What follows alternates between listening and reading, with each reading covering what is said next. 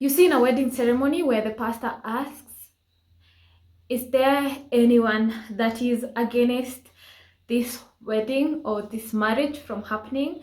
And then an Ethiopian stands and says, I have a problem.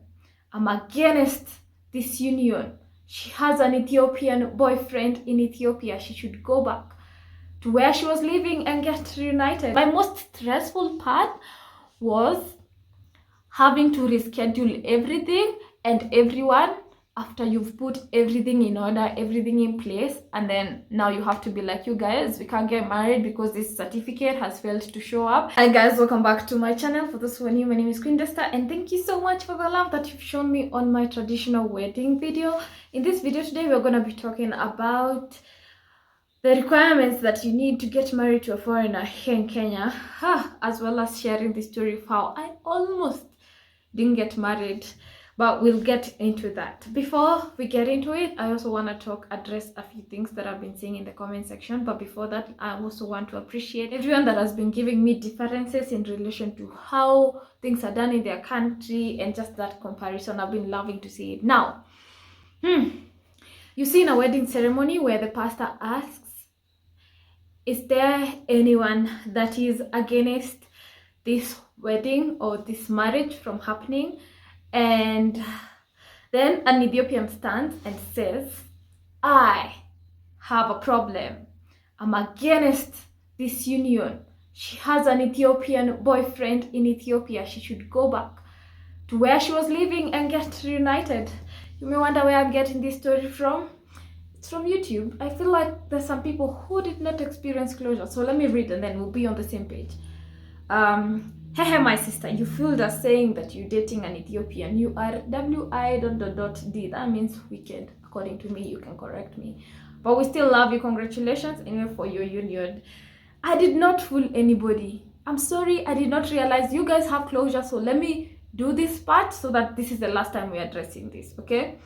I did not fool anybody. I came back here on YouTube and talked about a YouTube video about how me and the Ethiopian boyfriend that you're talking about, the person I was dating with an Ethiopian, couldn't work out, and there's no way we could force. So you would think that was all. So then someone said, that's not my business. You had an Ethiopian boyfriend and think you posted this picture long time ago. Listen, this is why I'm addressing this as the conclusion part, because you know what?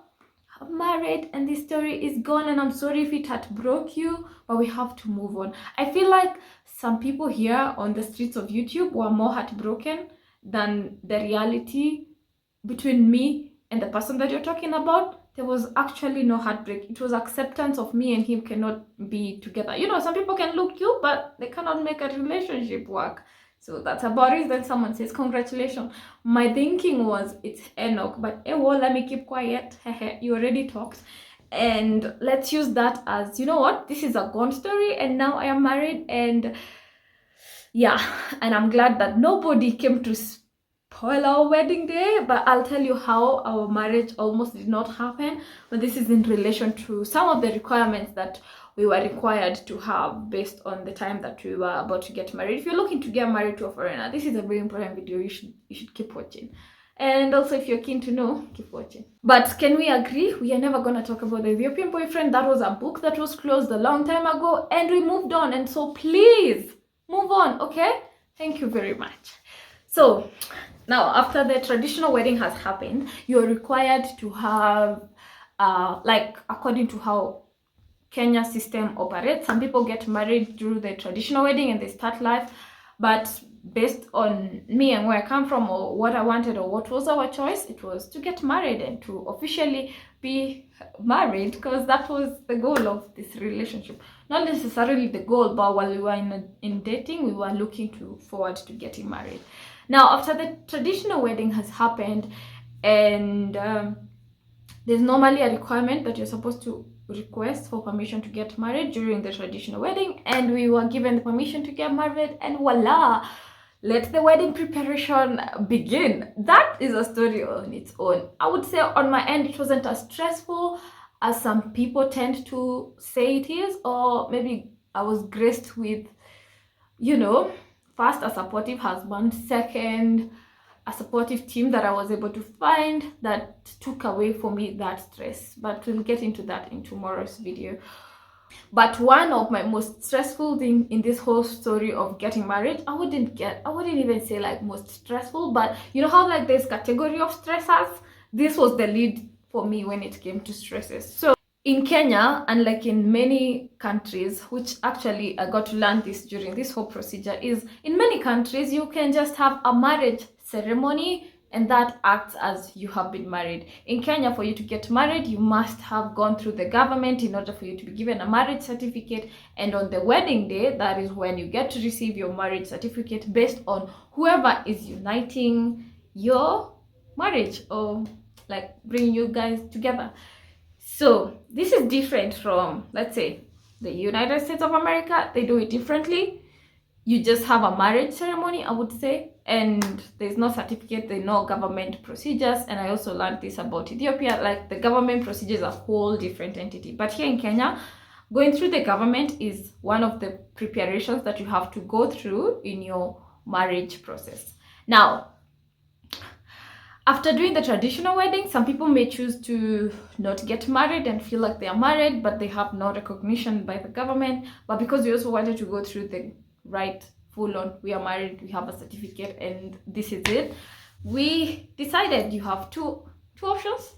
I think 2 options or 3 options. The first option is going to the civil government and getting married through the judge. No, not like judge, but like the court system gives you someone to unite you and then declares you married, and you're good to go. You can decide after that if you want to have a ceremony, gather up friends and celebrate. But because, as you can see, I am from I'd say a religious, spiritual Christian family, we decided to do the church wedding.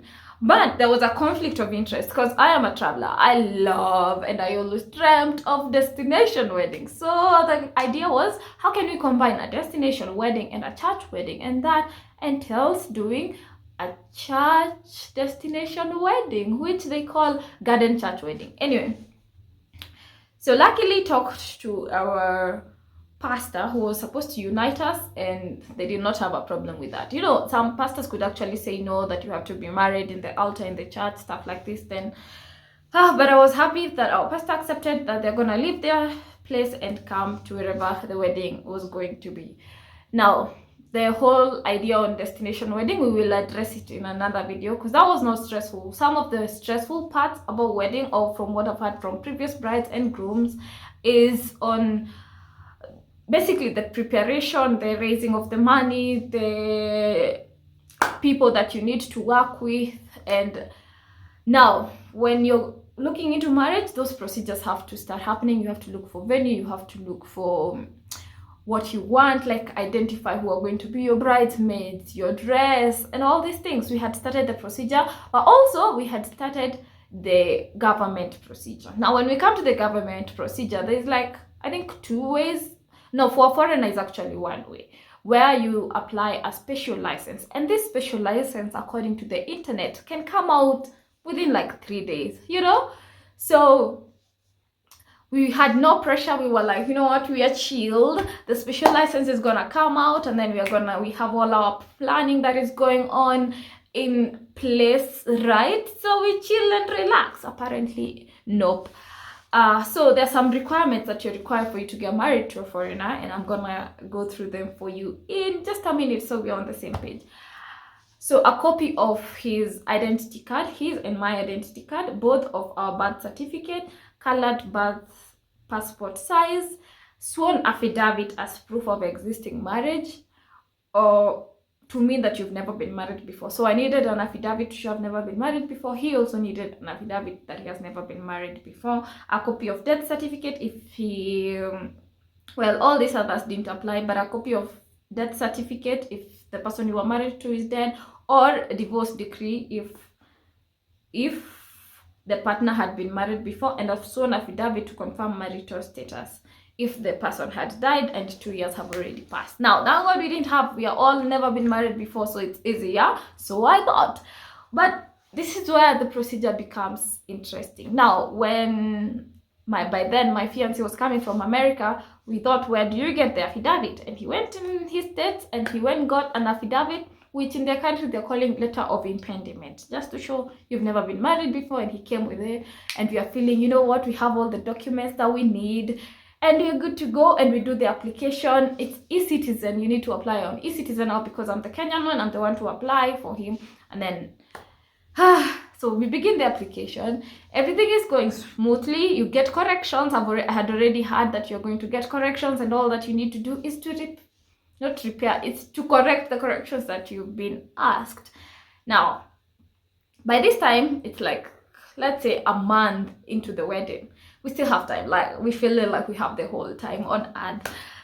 After applying, we get a correction that the affidavit that we put, that the American put, is actually not approved by the embassy here. So we need to go to the embassy of United States of America here and get an affidavit that shows he's never been married before. Also, he had changed his name, so there was also an affidavit that he needed to show the government of Kenya that he was to get it from the embassy of the United States.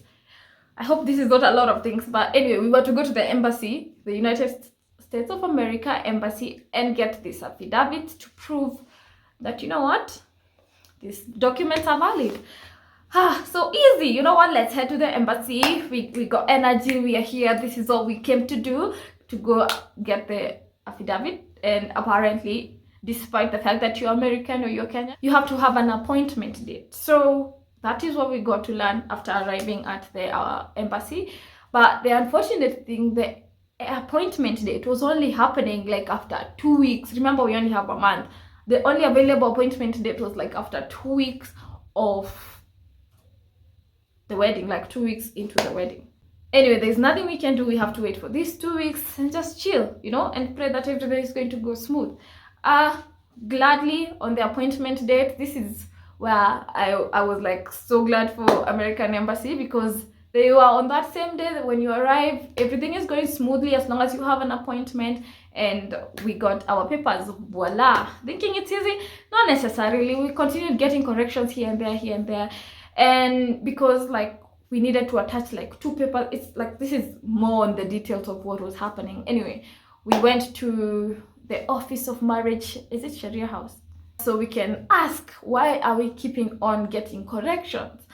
And on arrival, they were like, unless you go to a cyber, this was the most funniest thing, unless you go to a cyber, that's where you can be helped. Basically, in short, he said there's no one in the government that can help you in the application procedure. You have to do the procedure yourself until the online application is accepted, then now they can help you. Wow, like you need to get another interview date with the Registry of Marriages. They can confirm that your papers are right.